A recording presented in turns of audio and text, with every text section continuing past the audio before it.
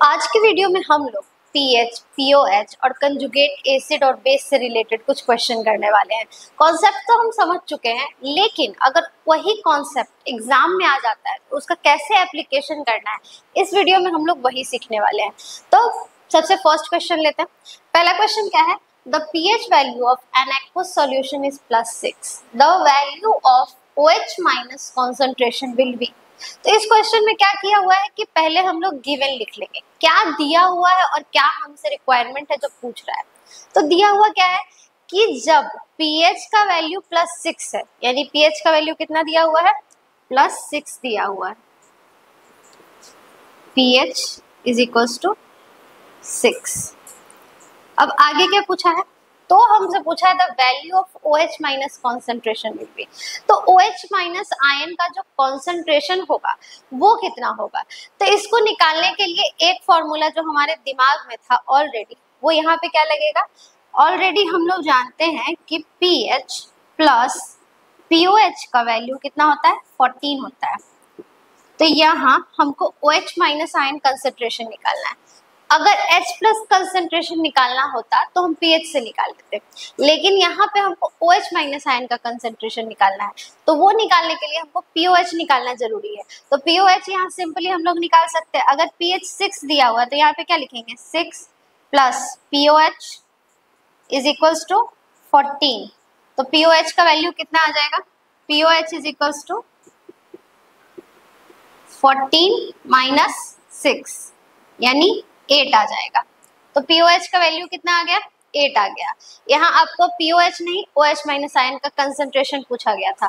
तो एक और चीज ऑलरेडी जो हम लोग जानते हैं वो क्या है कि POH is equals to minus log OH minus concentration, यानी POH जो होता है वो निगेटिव लॉगरिथम होता है OH माइनस आयन के कंसंट्रेशन का। अब यहाँ पे डायरेक्ट हम लोग क्या करेंगे कि POH का वैल्यू हम जान चुके 8, तो डायरेक्ट OH माइनस आयन का कंसंट्रेशन जान जाएंगे। यहाँ पे OH माइनस आयन का कंसंट्रेशन क्या हो जाएगा?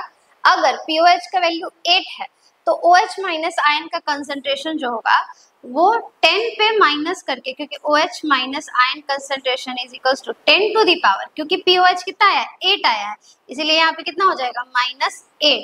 अगर POH का वैल्यू 7 आता तो यहाँ पे 10 टू दी पावर -7 दे देते। यानी जो भी आपका वैल्यू आए POH का, pH का वैल्यू दिया रहेगा, आपको पहले POH निकालना पड़ेगा।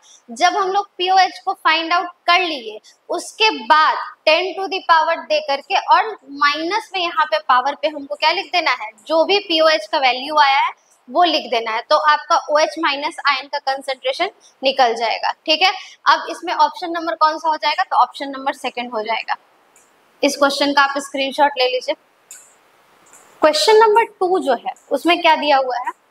The Bronsted acid which give weakest conjugate base is। मतलब अभी तक जितना भी चीज हम लोग पढ़े थे उसमें हम लोग ये जानते थे कि ब्रोस्टेड एसिड से कंजुगेट बेस कैसे बनाना है, ये हम लोग को ऑलरेडी आता था। लेकिन इस क्वेश्चन में थोड़ा सा हल्का सा ट्विस्ट है। क्या पूछा गया है? वीकेस्ट कंजुगेट बेस कौन फॉर्म करेगा, यानी इन चारों में से कौन है जो सबसे वीक कंजुगेट बेस फॉर्म करेगा। तो इसके लिए आपको क्या करना पड़ेगा? सबसे पहले देखना पड़ेगा कि एसिड से कंजुगेट बेस कैसे बनाते हैं। तो ब्रोस्टेड एसिड से कंजुगेट बेस बनाने के लिए हम लोग क्या करते थे? एसिड जो कि according to Bronsted proton donor होता था, यानी H प्लस का क्या होता था? डोनर होता था। तो एसिड को जब हम लेते थे और उससे H प्लस डोनेट करवाते थे, यानी कि H प्लस रिमूव करते थे, तो जो बन के निकलता था वो होता था कंजुगेट बेस। यहाँ पे क्या है? एसिड H प्लस डोनेट करके क्या बनाता है? कंजुगेट बेस बनाता है अकॉर्डिंग टू ब्रोस्टेड। ठीक है, तो यहाँ पे क्या पूछा गया है हमसे? Weakest conjugate base. तो एक चीज जो बहुत इंपॉर्टेंट है, इस नोट वर्दी पॉइंट है, आप इसको नोट कर लीजिएगा कि जब भी कोई भी स्ट्रॉन्ग एसिड रहता है तो उसका जो बेस होता है वो वीक कंजुगेट बेस होता है। और जब उसी तरह से बेस में आते हैं, अगर स्ट्रॉन्ग बेस दिया गया है तो जो एसिड बनेगा वो वीक कंजुगेट एसिड बनेगा। इस चीज को यहाँ पे हम लोग लिखेंगे क्या? Strong acid gives weak conjugate base, और इसी के उल्टा यहाँ पे क्या हो जाएगा, strong base gives weak conjugate acid. ठीक है, मतलब जब एसिड स्ट्रांग हो तो जो बेस बन के आएगा वो कैसा हो जाएगा, वीक हो जाएगा, और उल्टा जब बेस स्ट्रांग हो तो जो एसिड बन के आएगा वो कैसा एसिड बन के आएगा, वीक कंजुगेट एसिड बन के आएगा। एसिड से कंजुगेट बेस और बेस से कंजुगेट एसिड बनाने आना चाहिए। ठीक है, तो इसको आप यहाँ पे नोट डाउन कर लीजिए। अब इस क्वेश्चन पे चलते हैं। क्वेश्चन में क्या हमसे पूछा गया है कि इनमें से कौन है जो वीक कंजुगेट बेस बनाएगा। तो वीक कंजुगेट बेस कौन बनाएगा, अकॉर्डिंग टू दिस स्टेटमेंट जो अभी हम लोग लिखे हैं, इसके हिसाब से जो सबसे स्ट्रॉन्ग एसिड होगा वो जब अपना H+ आयन यानी कि प्रोटॉन को जब रिमूव करेगा तब जो बेस बन के आएगा कंजुगेट बेस, वो सबसे वीक कंजुगेट बेस बनेगा। तो इसके लिए आपको ये पता होना चाहिए कि स्ट्रॉन्ग एसिड क्या होता है और वीक एसिड क्या होता है। तो आर्हेनियस के अकॉर्डिंग वैसा एसिड जो पानी में जाने के बाद अपना पूरा H+ आयंस को डोनेट कर देता है, उस एसिड को हम लोग स्ट्रॉन्ग एसिड कहते हैं।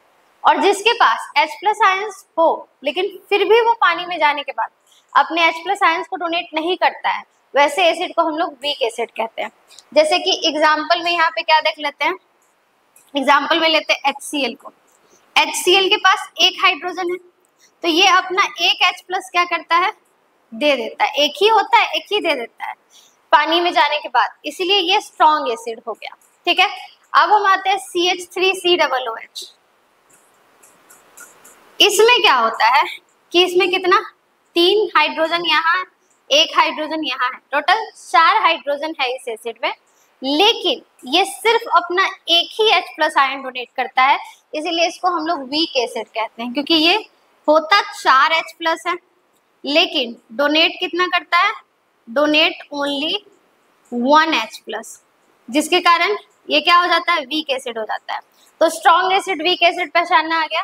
अब हमको क्या करना है, इन सब में से सबसे स्ट्रॉन्ग एसिड जो होगा वही क्या करेगा, उसका जो बेस बनेगा, बेस तो वैसे हम सबका बना सकते हैं लेकिन सबसे स्ट्रॉन्ग एसिड का जो बेस बनेगा वो वीक कंजुगेट बेस बनेगा। तो यहाँ पे दिख रहा है HF, H2S, HCl और H2O।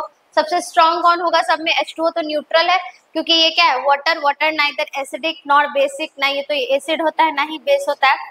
तो यहाँ पे कौन सा हो जाएगा, HCl जो है वो मेरा सबसे स्ट्रॉन्ग एसिड है, तो इसका जो हम लोग बेस बनाएंगे वो वीक कंजुगेट बेस बनेगा, यानी कि Cl- HCl में से जब यहाँ पे हम लोग क्या करेंगे, HCl मेरा एसिड ले लिया, उसमें से H+ को क्या किए, रिमूव कर दिए, तो क्या बना मेरा Cl-, क्योंकि H+ का जाना, नेगेटिव चार्ज का आना, जैसे ही H+ जाता है तो नेगेटिव चार्ज उस पर डेवलप हो जाता है, कंजुगेट बेस इसी तरह से बनता है। तो यहाँ पे HCl था मेरे पास, अब इस HCl में से जब हम H+ को रिमूव किए तो सिर्फ क्लोरीन बचा, और क्लोरीन पे क्या आ गया, नेगेटिव चार्ज आ गया। नेगेटिव चार्ज इसलिए आया क्योंकि इसमें से हम H+ को निकाल लिए हैं, तो H+ जब निकालते हैं तो उस पर क्या चढ़ता है, नेगेटिव चार्ज चढ़ता है, तो यहाँ पे क्या हो गया, Cl-। ये जो Cl- आया है ये सबसे वीक कंजुगेट बेस बनाएगा। तो यहाँ पे हम लोग समझ जाएंगे कि इनमें से कौन सा एसिड है, तो HCl ही वो एसिड है जो क्या करेगा, सबसे वीक कंजुगेट बेस देगा। इस क्वेश्चन में सबसे इंपॉर्टेंट ये स्टेटमेंट है कि strong acid weak conjugate base देता है और strong base weak conjugate acid देता है। इस क्वेश्चन का आप स्क्रीनशॉट ले लीजिए। तो अब हम लोग देखते हैं थर्ड क्वेश्चन को। ठीक है, तो इस क्वेश्चन में क्या दिया हुआ है, इन द रिएक्शन, और यहाँ पे रिएक्शन दिया हुआ है the conjugate base of HNO3 is.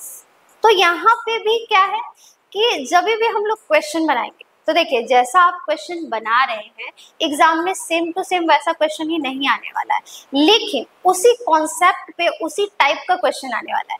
तो किसी भी क्वेश्चन में जो उसका कोर पॉइंट होता है, यानी उस क्वेश्चन को कैसे हम लोग बना सकते हैं, गिवन क्या दिया हुआ है और रिक्वायरमेंट क्या है, इसी दोनों चीज के बीच में अगर हमको रिलेशन समझ में आ जाता है तो हम किसी भी क्वेश्चन को आसानी से बना सकते हैं।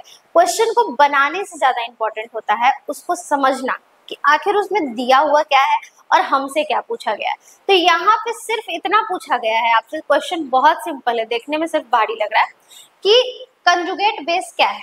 और हम जानते हैं कंजुगेट बेस निकालने के लिए एक ही चीज किया जाता है, मेरे पास जो एसिड दिया हुआ रहता है उससे कंजुगेट बेस बनता है। और एसिड से, एसिड का अपना टेंडेंसी क्या होता है, एसिड से अकॉर्डिंग टू ब्रॉस्टेड जब क्या किया जाता है, H+ को रिमूव किया जाता है, यानी कि प्रोटॉन को रिमूव किया जाता है, क्योंकि एसिड जो होता है वो प्रोटॉन डोनर होता है, तो H+ को रिमूव करके जो बनाया जाता है वही कंजुगेट बेस है।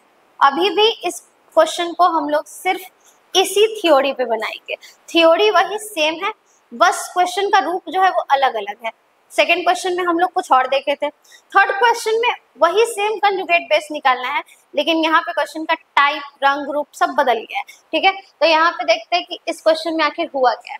तो HNO3 जो है वो बन गया है NO3-, और हमको दिख रहा है कि H इसमें से रिमूव हुआ है, क्लियरली दिख रहा है कि HNO3 था और बन गया क्या, NO3- यहाँ पे बना है।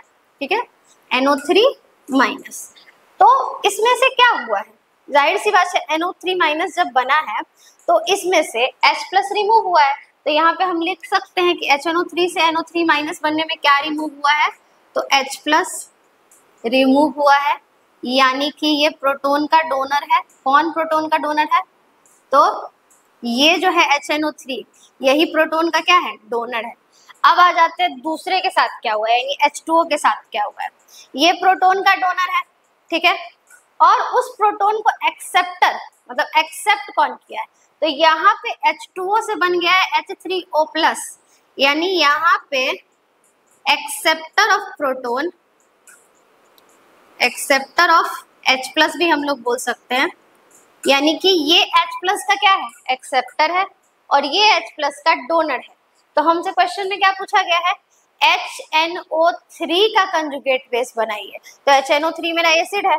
ठीक है, HNO3, अब इसमें से H+ को रिमूव करना है क्योंकि इसका हमको कंजुगेट बेस निकालना है, जो दिया गया है वो एसिड है।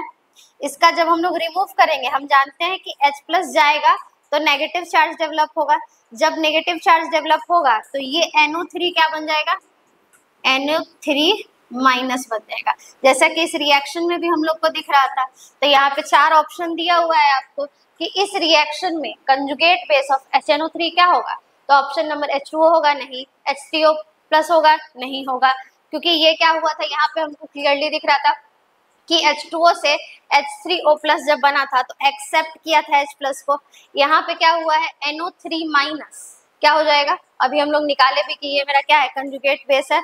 और फोर्थ ऑप्शन है अनप्रिडिक्टेबल, ऐसा ऑप्शन भी आपको मिल सकता है ताकि आप फंस जाए। ठीक है, तो यहाँ पे ऑप्शन नंबर कौन सा हो जाएगा, थर्ड हो जाएगा इसका आंसर।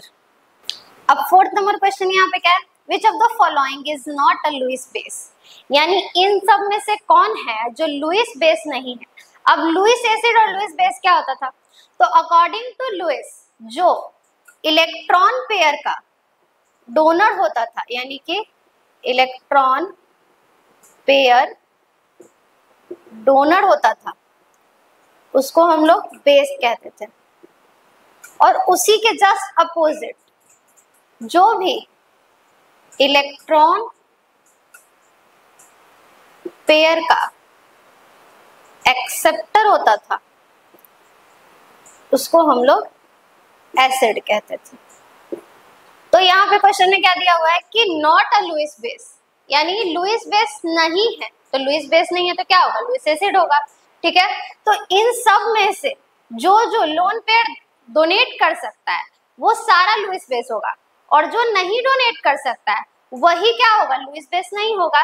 तो यहाँ पे देखते हैं हम, तो CN जो होता है उसमें N है, और N जहाँ है तो N के पास लोन पेयर होता है, वो हम लोग जानते हैं N के पास लोन पेयर कैसे होता है। ठीक है, तो N के पास लोन पेयर है तो ये तो डोनेट करेगा, इसीलिए ये ऑप्शन गया, क्योंकि ये क्या है, लुईस बेस है क्योंकि इसके पास लोन पेयर है और ये लोन पेयर को डोनेट करेगा। कभी कभी हम लोग को ऑप्शन छाट के भी क्वेश्चन बनाना पड़ता है। अब अगला क्या है, NH3, इसमें भी N है और इसके पास भी लोन पेयर है, तो इसका मतलब ये भी क्या होगा, लुईस बेस होगा, क्योंकि ये भी इलेक्ट्रॉन पेयर यानी लोन पेयर को क्या करेगा, डोनेट करेगा। अब अगला आते हैं हम लोग CO में, O के पास भी लोन पेयर है, O के पास तो दो लोन पेयर है, ठीक है। तो यहाँ पे O भी क्या करेगा, अपने लोन पेयर को डोनेट करेगा, तो इसके पास भी लोन पेयर है, इसीलिए ये भी लुईस बेस है। ये तीनों लुईस बेस है, ये भी लुईस बेस है, ये भी लुईस बेस है और ये भी लुईस बेस है। क्वेश्चन में क्या पूछा गया है, नॉट अ लुईस बेस, कौन है जो लुईस बेस नहीं है, तो ये तीनों है, तो कौन है जो नहीं है, तो AlCl3 नहीं है। वैसे भी AlCl3 में जब आप बॉन्ड बनाइएगा तो आपको पता चलेगा कि इसका सारा बॉन्ड जो है वो फुलफिल है, इसके कारण इसके पास लोन पेयर नहीं बचा है, और जब लोन पेयर नहीं बचा है तो क्या ये लोन पेयर को डोनेट करेगा, नहीं करेगा। तो क्योंकि ये लोन पेयर को डोनेट नहीं करता है, इलेक्ट्रॉन पेयर को डोनेट नहीं करता है, इसीलिए ये मेरा क्या हो जाएगा, लुईस बेस नहीं है, ये लुईस एसिड है। लुईस एसिड वाले एग्जांपल में हम AlCl3 लिखवाए भी होंगे, आप क्वेश्चन प्रीवियस वीडियो में जाके देख सकते हैं, ठीक है। तो यहाँ पे आंसर नंबर कौन सा हो जाएगा, 4th हो जाएगा। अब हम आते हैं 5th क्वेश्चन के तरफ। The pH value of acid rain is, तो पीछे वाली वीडियो में हम लोग पढ़ चुके हैं कि pH को क्या किया जाता है, थोड़ा सा याद करने की जरूरत है, और उसका भी हम ट्रिक बता चुके हैं कि आप अलग अलग बांट के याद कीजिएगा तो वो आसानी से याद हो जाएगा, ठीक है। तो यहाँ पे या तो हमको एसिड रेन का pH याद होना चाहिए तो हम डायरेक्ट मार सकते हैं, और नहीं तो हम ऑप्शन देख के भी क्वेश्चन को लगा सकते हैं। अभी भी इस क्वेश्चन में, प्रीवियस क्वेश्चन में हम लोग क्या किए थे कि ऑप्शन देख के लगाए थे, अब इस क्वेश्चन में भी क्या करते हैं कि ऑप्शन देख के मारते हैं, ठीक है। तो अगर क्या बोला गया, एसिड रेन, और हम जानते हैं जिसका pH वैल्यू 7 है वो न्यूट्रल होता है, क्योंकि pH वैल्यू 7 जिस भी सब्सटेंस का होता है वो सब्सटेंस कैसा होता है, न्यूट्रल होता है।